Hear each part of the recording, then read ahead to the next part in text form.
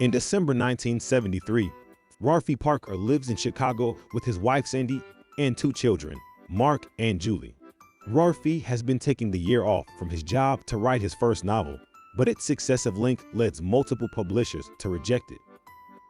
Mrs. Parker calls to tell Ralphie that his father, the old man, has died, and the grief-stricken family makes its way to Holmen, Indiana, to be with her. She gives Ralphie 2 tasks: write his father's obituary and take up his mantle of making Christmas special for the family. Ralphie's children befriend one of the Bumpus kids next door and are bullied by 2 children on a snowmobile.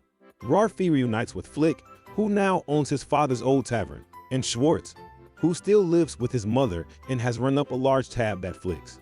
While leaving the house to go ice skating, Sandy slips and sprains her ankle. As Christmas Eve approaches, the family goes to Higbee's, where Ralphie miraculously buys everything Marc and Julie ask for while their children wait in line to see Santa. On the way back, Ralphie's car breaks down again, and Ralphie accidentally hits Julie in the eye during an impromptu snowball fight, which requires a trip to the emergency room and a temporary eye patch. All of the gifts are stolen from the car's popped trunk when the family is inside the hospital, and Sandy has little money left to replace them. Back at Flick's, Flick offers to forgive Schwartz his tab if he completes a physical stunt, the ramp. Schwartz succeeds, and his tab is forgiven.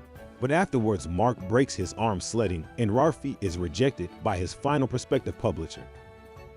After some comfort from Sandy and remembering the Christmases of yesteryear, Ralphie suddenly gains a burst of inspiration and writes a piece that far exceeds the length of a normal obituary.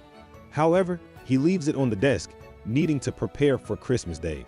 Marc and Julie manage to get back at their bullies by building a snowman over a tree stump so that their snowmobile crashes. That night, though, Julie becomes upset after the tree star falls and breaks. Ralphie, frustrated, goes out against his wife and mother's urgings to find a new one. Because all of the stores are closed, Ralphie breaks into Flick's tavern to borrow the star from the tree. On his way out, he is caught and apprehended by Scut Farkus, now a Holmen police officer.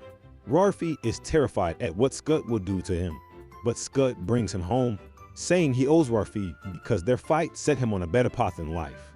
On Christmas morning, Ralphie is confused by compliments he receives about his piece in the newspaper.